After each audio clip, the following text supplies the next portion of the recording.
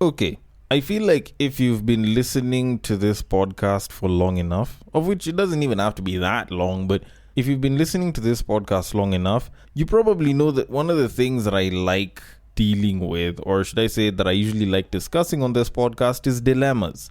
Dilemmas are one of my favorite things to actually discuss because it forces me, or at least it forces us to think about things from a couple of different angles.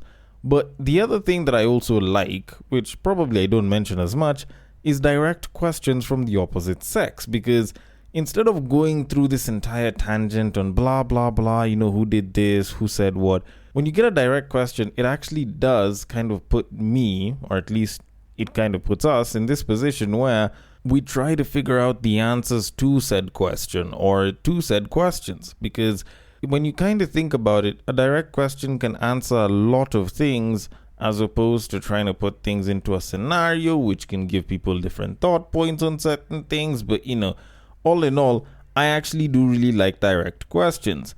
And in this particular episode, I have one direct question that I want to deal with. But before I can get into that, I probably should have started with an intro. So in typical fashion, let me say, welcome to the Breakdown Podcast, where I talk about love, sex, and relationships from a guy's perspective, as well as a bunch of other guy shit. The man on the mic is Sir Nanva B. This is a much shorter, less edity, no instrumentally version of the podcast, where I basically just talk about one topic, and basically that's it. It's usually one of those episodes that I always have whenever I'm on R&R, and I'm sort of taking a break from the full ones, and it means that I'm still on break, stuff like that. But anyways, greetings and pleasantries aside, I have a direct question that came from a lady, and I really, really want to get into it because it's such a juicy question. But before I can get into that, and yes, I know, juicy question doesn't sound like something that you'd expect from your 2026 bingo card. But, here we are. And it's not even the middle of the year. But anyways, a lady hopped online and asked a very direct question, which someone else chose to answer. And I want to kind of step in and add to the answers as well. Now, the question that she asked, if you saw the title, does relate to men and being great friends, but not that great at being boyfriends. And it is something that I feel needs to be discussed because in as much as people think that the difference between a guy friend and a boyfriend is usually like very small or like a very fine line, actually there's a pretty stark difference, and that difference can be what it is that makes the difference between you having a guy friend and you turning that guy friend into a boyfriend. Now, I want to get into the entire thing, but first let me let this clip play. It's a bit of a long one, about 3 minutes, but at least it does give context and it gives someone's explanation before I can get into mine. So, without further ado... Serious question for the men and the men only. Why the are y'all so good at being friends, but you suck as boyfriends? Please. We need answers. I am so glad you asked. That is a fascinating question with a fascinating answer. Sorry, this is for something else. And the answer, of course, is this shit. You know about money, don't you? I'm sure you remember it from the last time someone gave it to you for free. So the reason that it's easier for us to be your friends is that it doesn't cost money. Relationships cost money. You know about money, right? Have you ever earned money? Have you ever had a job? Was it really hard? Me too. Did it pay enough? Me neither. So then we don't have enough money to be a good boyfriend. We used to earn more than you. This would be the female average and the male average right there.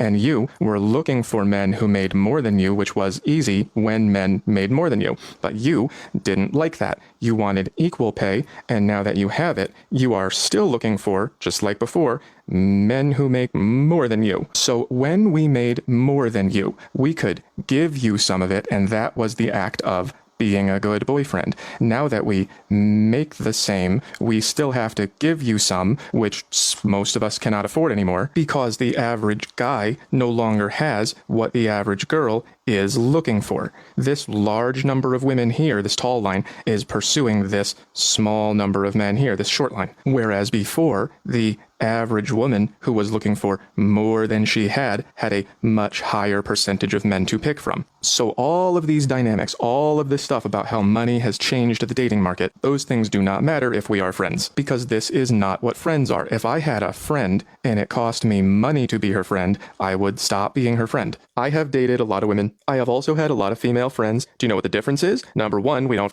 Number two, they never say things like, you never take me anywhere exciting. You remember Robbie? He bought jewelry for his friend. That part of the relationship is missing. I once had a really good friendship with a woman. She was married. They both had money and I did not. So when we would hang out, she would buy things for me because that's what friends do. That's why I was able to be a good friend, because it was not out of my price range. Women seem not to understand that they cost money. That being a good boyfriend means transferring monetary value. And nobody has money anymore. It's been a relentless 50-year decline. We need answers. The answer is really simple. Think about how hard it is for you to go to work and get paid enough to afford stuff. And then just remember that you are stuff that we can no longer afford. Men have to work. We do not just have magic money printers, at least not all of us. So yeah, the answer is money. This is the situation now. You cost too much. We cannot do this anymore because we do not have this anymore. I hope that helps. Okay. Particularly interesting question that was asked there, and even more particularly interesting was the response that was given. Mans went into how, like, the money equation has messed up the dating game, or at least how it's made it harder for a lot of guys to seem like great boyfriends. And honestly, like, I don't see why the guy is wrong about that. Like, okay, don't get me wrong. There's women that make good money themselves and don't expect as much, and, you know, they can even treat their mans out. Hell, there's even babes that handle the bills, and, you know, they're very comfortable doing that because the person that they're with is so worth it that they actually don't mind doing that because they make more.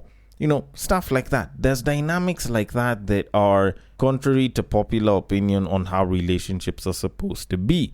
But besides that, there's a lot of what this guy is saying that is very, very true.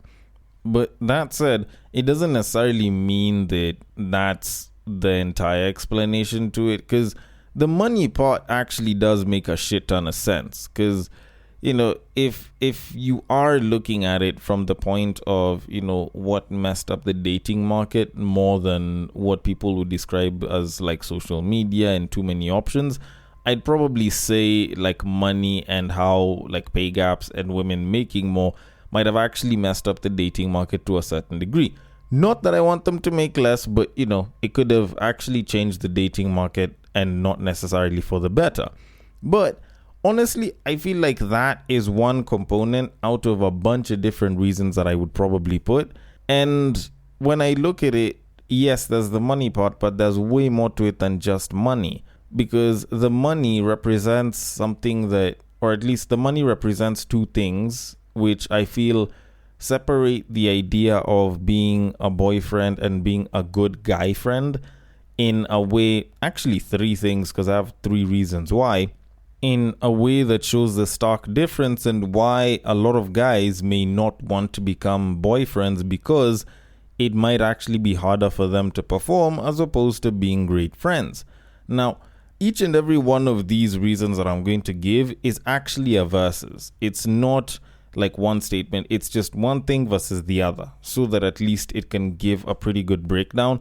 So the very first one is choice versus responsibility.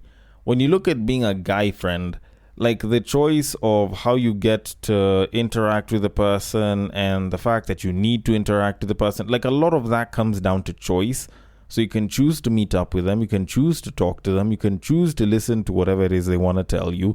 And even when it comes to more extreme situations, you can choose to protect and you can choose to provide. When you're a boyfriend, on the other hand, a lot of those things are considered actual responsibilities.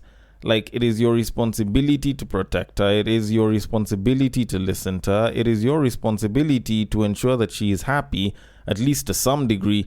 it is your responsibility as her man to come through for her in ways that other men could come through for her, but because you're the main man, you have to be the one to come through for her in most, if not almost all of those ways. So that kind of does become a bit of like a weight that a lot of guys, especially today, don't like handling, which is why there's a lot fewer guys that are very okay with getting into a relationship straight. A lot of times they'll want to kind of like take their time, maybe get into a situationship and shit. So oftentimes that responsibility, because it's a weight for us as guys, just doesn't make the idea of being a boyfriend seem all that appealing when it comes to dating most girls. Then the second one is request versus obligation. If a woman wants something from a guy friend, they request. If it's handling the bill, it's almost like a request. It's not like he is obligated to do it, as opposed to if he was the boyfriend. If he is the boyfriend, if the babe gets up and leaves the bill, it is your obligation as the man to sort out said bill. If she has called you after having a very shitty day and wants to complain about her boss and the colleagues and discuss whatever office drama affected her that day, for you as a guy friend, you can simply say, hey, look, I'm a little bit busy right now. Can we talk about this later in the evening? And it'll be perfectly okay. If you're the boyfriend, you don't really have that liberty, not unless if you're doing something that is very, very intense and super important to the point where it's like, oh no, this is something that is bigger than the two of us. So for the most part, like, you have to sit and listen to whatever it is that she has to say, whether you like it, whether you don't, whether you feel like you should be listening or you shouldn't. Because at the end of the day, it is your obligation as her man's to be there for her when she is not having a great time or if she is not doing all that well. Then the third one is selective demand versus absolute demand. Okay? When you are her guy friend, it is not like she can demand your time and she can demand, your presence every single fucking time. She'll do it whenever she feels it's convenient or whenever she wants to open up. But essentially, at any point where she feels like, she can demand for it, she can try and kind of request it, but it's not like she can really, really demand for it all the time.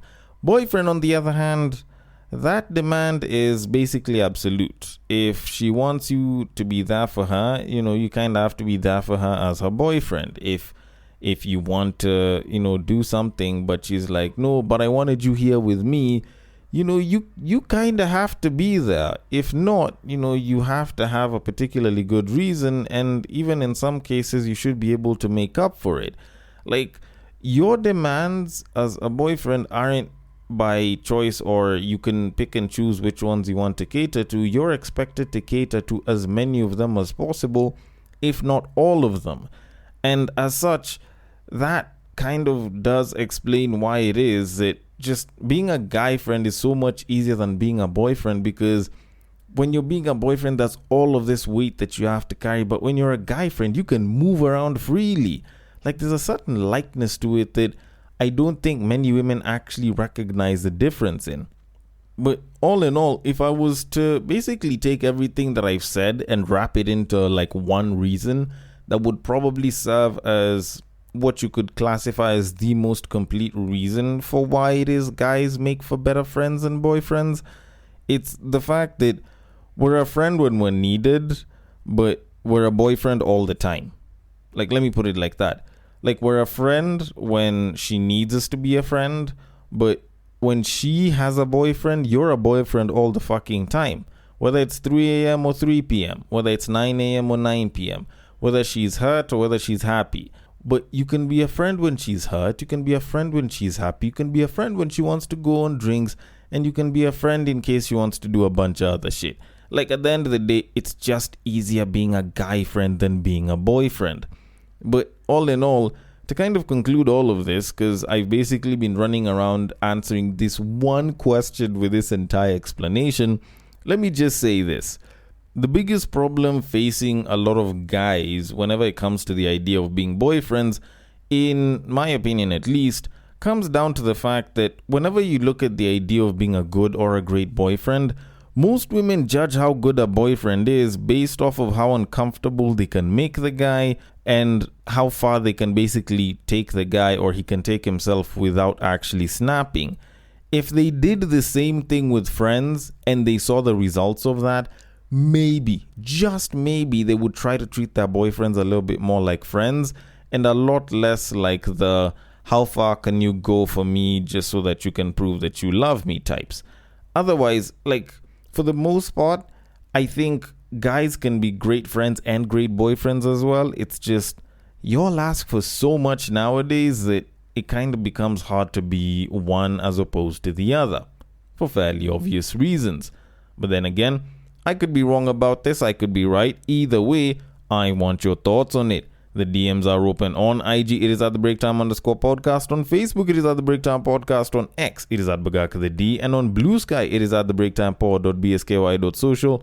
Thank you so much for listening all the way till the end, and I will catch you guys on the next break.